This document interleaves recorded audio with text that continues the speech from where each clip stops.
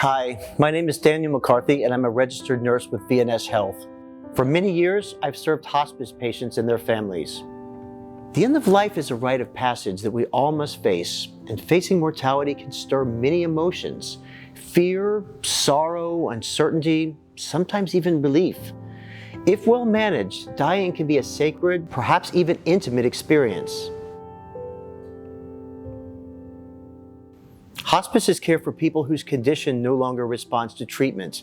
It's about making the most of the time your loved one has.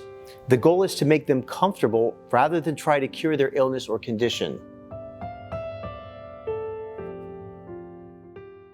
Although it's natural to be hesitant, starting hospice as early as possible can be a great gift of peace and comfort for your loved one, their families, partners, and caregivers.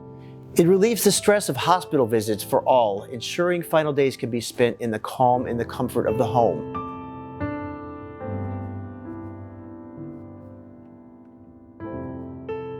It's important to talk with your loved one about hospice and end of life. Please, don't be afraid to have that conversation. The decision to enter hospice is made in collaboration with you or your loved one's healthcare provider. Your doctor may refer to hospice if the patient has a terminal illness, often that is in the latter stages, is not responding to treatment or getting better, is in a general state of continued health decline. To enter hospice, the patient must have a life expectancy of 6 months or less, as determined by a medical professional. As your loved one declines, their health conditions become more pronounced. And although every end-of-life experience is different, almost all people approaching death show similar physical and emotional changes on a predictable timeline. Here's some common physical and emotional signs that occur in the months before death. Your loved one may sit quietly or prefer to lie in bed instead of moving around. They're likely to experience fatigue or sleep or nap much more, have significant changes in their appetite, and experience weight loss, sometimes even though eating more, withdrawal from people and activities they used to enjoy, and have worsening symptoms of their underlying illness.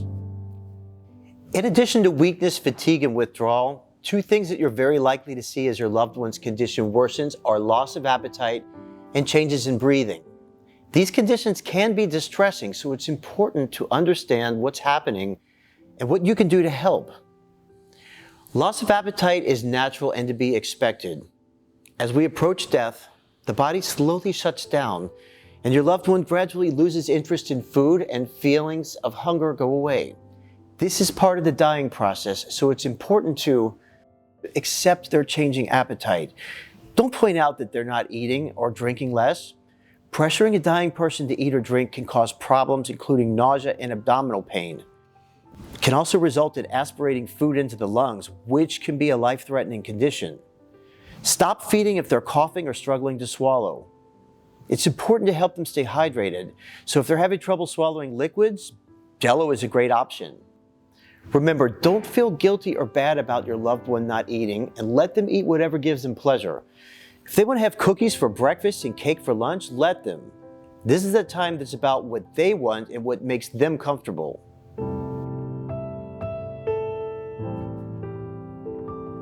Changes in breathing, such as shortness of breath, are common for people with advanced illness, but it can lead to discomfort, distress, and even panic. You should always inform caregivers or your care team right away if your loved one is struggling to breathe or breathing in an unusual way. To help make breathing easier, keep your loved one calm and help them preserve their energy. Adjust their body position to elevate their head, and don't be afraid to provide oxygen or use medications prescribed by your doctor and provided by VNS Health, including inhalers, which can help them breathe normally.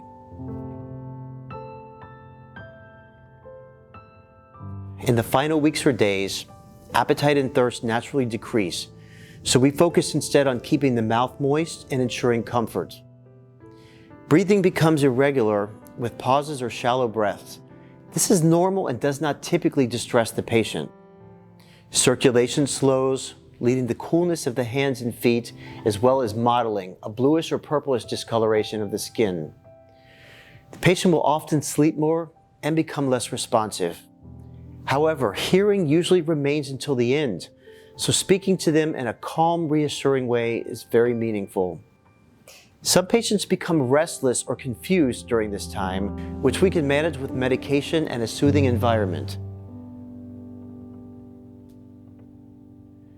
Often in their final days, patients experience a brief surge of energy and improvement, which we call rallying. They may have an increased appetite, speak more clearly, and become more engaged. Rallying usually lasts only a brief time and indicates that they only have a few days left to live. It's also not unusual for your loved one to start speaking with people and relatives who are not present or who may have passed away. We encourage you to listen with compassion and without correcting your loved one.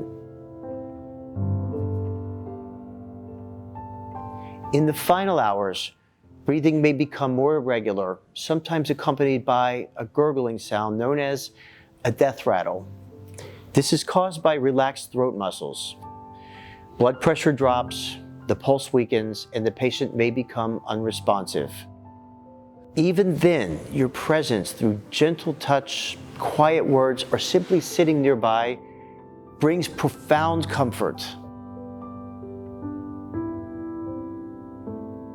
Our goal in hospice care is not to prolong life, but to honor its natural transition with dignity, compassion, and expert care.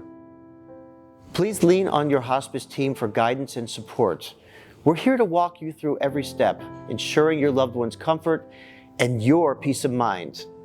If you have any questions or concerns, we're always ready to help. To learn more about hospice, end of life, and the many ways that VNS Health cares, please visit www.vnshealth.org.